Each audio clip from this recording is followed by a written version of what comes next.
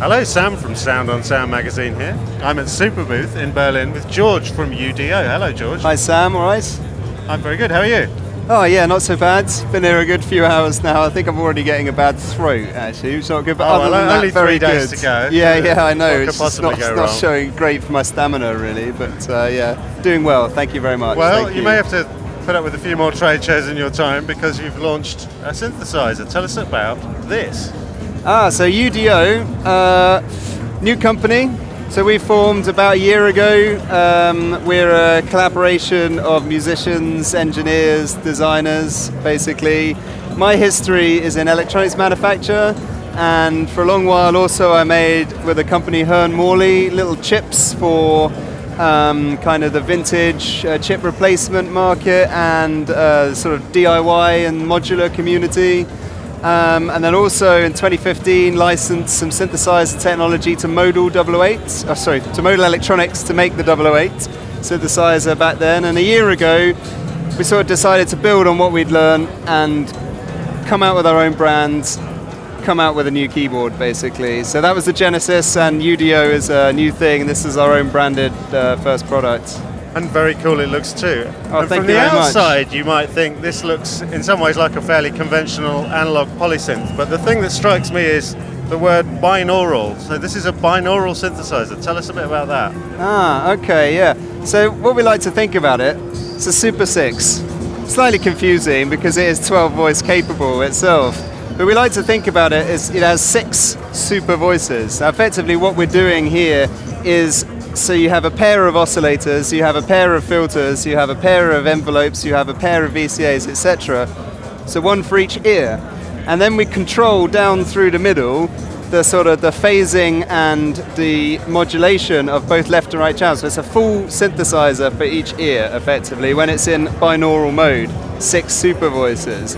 And what that lets us do is it basically lets us take the sound of a synthesizer often I find relies on a bit of stereo effects at the end. Like the voice itself maybe gets voice panned left and right, which is obviously a really good start, but often the signal path of an analog type polysynth is mono. We basically have a full stereo binaural of 2 ears signal path from the start to the end in that mode to really let us make the sound kind of decouple it in the 3D space, and we'll do a little demo or something in a minute to show what effect that actually has. Well, that sounds like a really interesting idea because, like you say, with most synths, any stereo element to the sound is a little bit of an afterthought and kind of tacked on at the end. So the idea of incorporating that right from the start is very interesting. And in other aspects, I mean, what in terms of the signal path of each voice, is that a subtractive signal path? So here's where it gets quite interesting. So it's got a very tactile, almost vintage kind of look and feel about it. It's like, it's definitely got some DNA of the 80s embedded in it. I'm not going to lie there. But then when you actually start to look at it and go a bit closer, it goes as far as your first impression. And actually, underneath the hood is quite a lot of sort of modern digital technology. It's sort of FPGA-driven oscillators here through an analog signal path using SSM filters, SSI filters, sorry, they've been rebranded, Sound Semiconductor. And then also we have the super wavetable core, which effectively lets us take simple waveforms and then we split them up into 7 free-running oscillators, which we can then, with our sort of techniques, move and phase in the stereo field to effectively really fill out the sound. So it's a subtractive synthesizer with analog filters and sort of typical modulators, but the front end of it, what's piling in that subtractive path, is quite a new engine. And we call our oscillators Dds Oscillators. We thought it was closer to the technically correct term and didn't want to get confused about DCOs and VCOs and all of that. So what does DDS stand for then? It stands for Direct Digital Synthesis. So effectively you have a fast digital oscillator feeding a DAC for each individual oscillator. So this is a digital circuit that's made on the FPGA, which then has its own DAC, and that's one for every single oscillator. So there's effectively 2 DACs per voice, 12 voices. It's basically lots and lots and lots of individual digital synthesizers. And the oscillator itself is sort of a complex sound source at the beginning, even before you've done your subtractive processing, if that makes some sense. So in the stereo binaural patches, yes, would you typically have the same oscillator loaded and then you would treat it differently on both sides, or how would it work? there is actually one oscillator as well for each ear, but what we actually do is we frequency lock them, but then the phases of the oscillators are shifted and moved on each ear. So you have 2 separate paths going out into 2 filters, 2 amplifiers, etc. basically after that. And then you have phase control here, which allows you to change the phase of your modulations from the left and right. So you can basically imagine, in a very simple way of explaining it, if you were modulating the VCAs in phase, you have tremolo. If you're modulating them fully out of phase, you have autopan. And in between tremolo and autopan, you have everything else. And so we allow you to sort of seamlessly move between those modes, basically. Very cool. And you've also got quite a lot of performance features on it by the looks of it. My favorite bit of the synth, actually. I never liked wheels, and I always like to be able to assign what that control does with the, with that hand at the same time, effectively. So here you can effectively control where your bender goes on both axes to the oscillators or filters, either both oscillators, one oscillator, etc.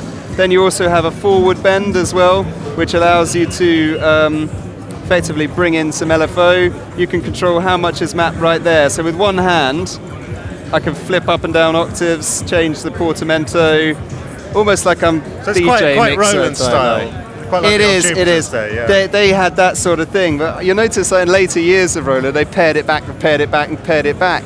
And it's like, no. You've got the full Monty. You got a full Monty, or just don't bother, basically, in my opinion. But everyone's entitled to an opinion. So we've got a full Monty on this side, and I love this little like fader here, and it's I like it. I love those controls, basically. This is an instrument built to be played. It's not complicated. It's robust. We want to bang it on a doorway as you take it to a chuck it in the boot of a car. It's compact. It's solid. It's all there. It's for playing, basically. It's for playing. Programming and playing are the same thing on here. Well, what I'm hoping is that you're going to play it for us. Oh yeah, sure, absolutely. It's really noisy here. Bear in mind that this is very much a prototype. Oh, sorry, yeah. Can I set up a sound before we roll it? I'll ask you how much it costs and everything, and then we'll cut. And then you can Okay, sure. Cool, well thank you George, I can't wait to hear how it sounds. When will it be available? We are hoping autumn this year. And do you know what sort of price we'll be looking at? We're going to be a bit north of £2,000 UK street price, including taxes. So we can't say exactly. It's going to be a bit north of £2,000. Hopefully it's going to be less than 2,500. It's going to be in that range. Well, look forward to getting our hands on one. Thank you George, and sure. Take it away.